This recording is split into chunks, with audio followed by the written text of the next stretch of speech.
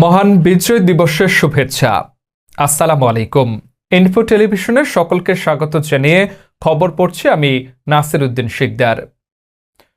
গাজীপুরের টঙ্গীতে বিএনপির সাবেক 52 নম্বর ওয়ার্ডের স্বেচ্ছাসেবক দল বিষয়ক সম্পাদক এবং বর্তমানে টঙ্গী পশ্চিম থানার তাঁতি দলের সাধারণ সম্পাদক খোকন মিয়াকে হুমকি ধামকি ও মিথ্যা মামলা। বিস্তারিত থাকছে ভিডিও চিত্রে। 5 আগস্টের পরে থেকে আমার উপর কত অত্যাচার, কত জুলুম করতেছে সাংবাদিকের মাধ্যমে, পেপারের মাধ্যমে, লোকের মাধ্যমে, ইউটিউবের মাধ্যমে। কিন্তু ঘটনা হচ্ছে আমি এতদিন বলি নাই, আমার কাছে কিছু কাগজ ছিল না, এখন আমি এই কাগজ পাইছি। কিন্তু আপনারা সব সঠিক যাচাই করে দেখবেন, যদি আমি কোনো অন্যায় করে থাকি তা বলবেন, সমস্যা নেই, কাগজ দেখাবেন। আর যদি অন্যায় ছাড়া আমাকে এত বড় এই বিপদ, কি মৃত্যুর চেয়ে বেশি কাজ করেছে কিছু কিছু মানুষজন, স্থানীয় লোকজন, আমার বিএনপি নেতা সহকারে মিলঝিল কইরা আমাকে কতদিন ধরে শুনতেছি যে কি পেপার পত্রিকায় পাইতেছি যে আমার বিরুদ্ধে এই ছাত্র হত্যার মামলা মানে আছে। এই দেখেন, আপনারা এটা দেখেন, এই যুগান্তরে দেখছেন ভাইরা, এই যুগান্তরের এই কাটিংটা দিয়া পুলিশের উপকমিশনারের কাছে আর ডিসির কাছে এই কাগজটা দিয়া পৌঁছানোর পরে ডিবির ডিসি টিম পাঠায় 8 থেকে 10 জন আইসা। আমি গেছিলাম টঙ্গীতে আসার পরে আমি ও বাইরে গেছিলাম চার দোকানে, ওই মুহূর্তে আসে ডিবি আসার পরে আমার বাড়ি ঘর তস নস করে হঠাৎ করে।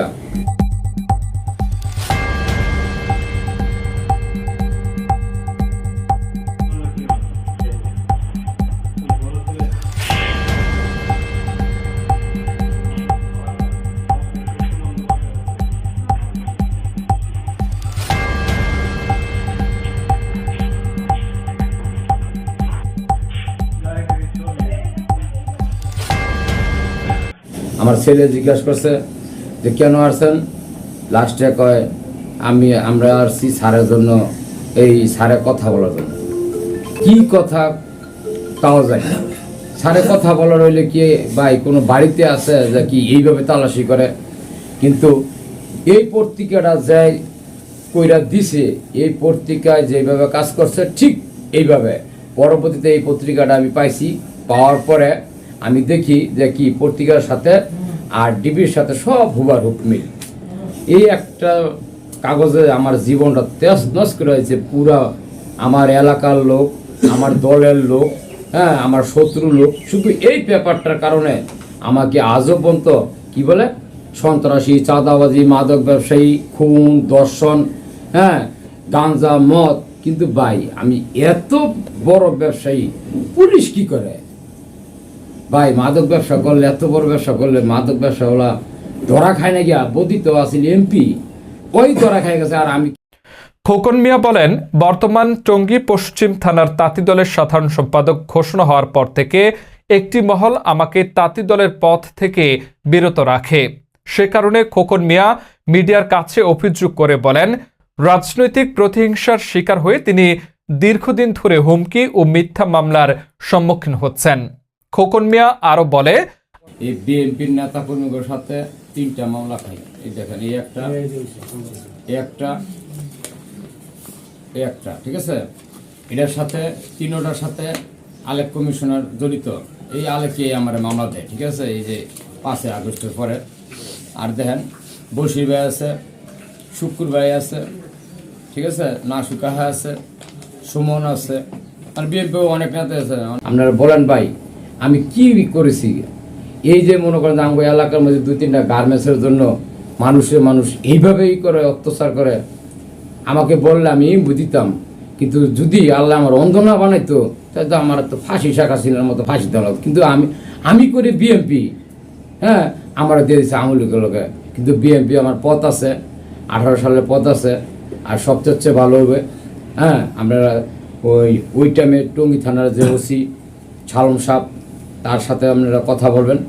বলছিলাম ভাই, ওই যে খোকন ভাইয়ের বিষয়ে আমি একটু জানতে চাচ্ছিলাম যে ওনার যে মামলা হয়েছিল, আসলে উনি কি দলীয় কোনো মামলা হয়েছিল না অন্য কোনো মামলা হয়েছিল? আমরা তো সর্বোচ্চ চাপেই রাখছি। হ্যাঁ, ওই সময় আওয়ামী লীগের সময় মিছিল টিছিল করতে চাইতো, বিভিন্ন বিষয় বিভিন্ন ভাবে করতে চাইতো। আমরা ওই যে যখন আওয়ামী লীগ ক্ষমতায় ছিল, হ্যাঁ, আমরা যখন ওসিগিরি করছি ইয়াতে, তখন তো সর্বোচ্চ আমি তাকে চাপে রাখছি, মামলা তোমার দিছি। ওনার কি কোনো ওই সময় কি কোনো বিএনপির পদ টদ ছিল? আপনি যখন ওই যে টঙ্গী পশ্চিম থানার ওসি ছিলেন, তখন হচ্ছে উনি বিএনপির সাথে নিয়াজু মেনটেন করে রাজনীতি করতো, যার কারণে প্রশাসনিকভাবে তাকে একটু কিন্তু মামলাটা কি মামলা ছিল মূলত? মামলা তো বিভিন্ন ভাবে প্রভাব বিস্তার করতো, এই কারণেই হয়েছে মামলাগুলো। মানে তাছাড়া এমনি পদধারী কোনো রাজনীতি করতেন না? ওদের কি ছিল এটা আমার খেয়াল নাই, তবে সে কিন্তু বিএনপি করতো। আমাকে 2-4 দিন পর্যন্ত আটকা রাখে আমার কি যে অত্যাচার করে, হ্যাঁ ভাই আমি বলতে পারবো এই অত্যাচারের কারণে আমার চোখটা ধীরে ধীরে ধীরে, আমার ডায়াবেটিস অসুস্থ, ধীরে ধীরে ধীরে আমার চোখটা দোনো চোখ নষ্ট হয়ে যায়। কিন্তু ভাই আমি তো বই শেষের মধ্যে আবার আবার আরও শেষ। আমাকে 3টা মামলা দেয়, কি অন্যায় আমার কর্ম। এই যে পেপার, এই যে মামলা, আমি হচ্ছি বিএনপি লোক, আমার পদ আছে 18 সালে, ঠিক আছে। কিন্তু দেখেন এই যে আজকে আমি একটা ছোটোখাটো পদ পাইছি এই কয়দিন আগে, এই পদটা নেওয়ার জন্য মানে উঠতে আবার লাগছে যে কি আমার আওয়ামী লীগেরই, কিন্তু আওয়ামী লীগের কীভাবে বানাবো, দেখেন আমাকে কীভাবে বানাবো। আল্লাহ তাআলা যদি আমাকে রক্ষা করে, মানুষের কিচ্ছু করতে পারে। এখন আপনি মূলত কি চাচ্ছেন? আমার বিরুদ্ধে এগুলো করে আমার জীবনটা শেষ করে দিচ্ছে। আশা তোরে ভাই, আশা তুই ভাই গার্মেন্টস তুই লয়ে যা, গার্মেন্টস না তার মধ্যে আমার মিথ্যা মামলা নিয়ে করিস না।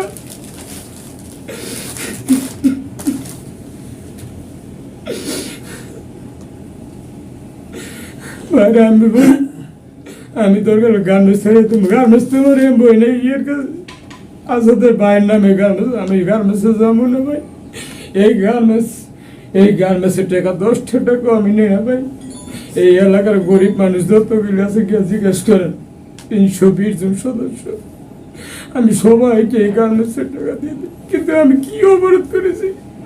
আমি আওয়ামী লীগের সময় আমার এত হেস্ত নষ্ট করেছে, আমার একটা সন্তান এইটার আমার জেল খারাপ লাগছে, আমার স্ত্রীর সত্তা 4 দিন আটকে রাখছে আমাকে, 4 দিনে গিয়া কত অত্যাচার করছে, কত গুলি মামলা দিয়েছে।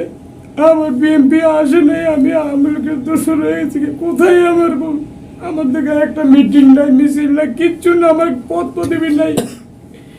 সে আমি অন্ধ মানুষ, তারপরে আমাকে 3টা হত্যার মামলা দেয়, 3 একটা করে আমি সন্ত্রাসী, আমি কোথায় করলাম?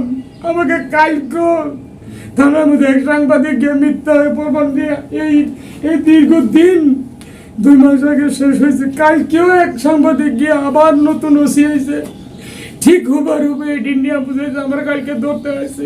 কোন ভাই আমার কি অন্যায়, আপনারা একটু রক্ষা করে দিছেন। খোকন মিয়া আরও বলে, আমি কোনো অপরাধের সঙ্গে জড়িত নই, শুধুমাত্র রাজনৈতিক কারণে আমাকে ও আমার পরিবারকে ভয় ভীতি দেখানো হচ্ছে এবং মিথ্যা মামলায় জড়ানো হয়েছে।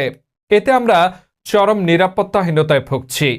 খোকন মিয়ার দাবি, এসব ঘটনার পেছনে একটি মহল পরিকল্পিতভাবে তাকে রাজনৈতিকভাবে হেয় প্রতিপন্ন করার চেষ্টা করছে। তিনি প্রশাসনের কাছে নিরপেক্ষ তদন্ত ও ন্যায় বিচারের দাবি জানান।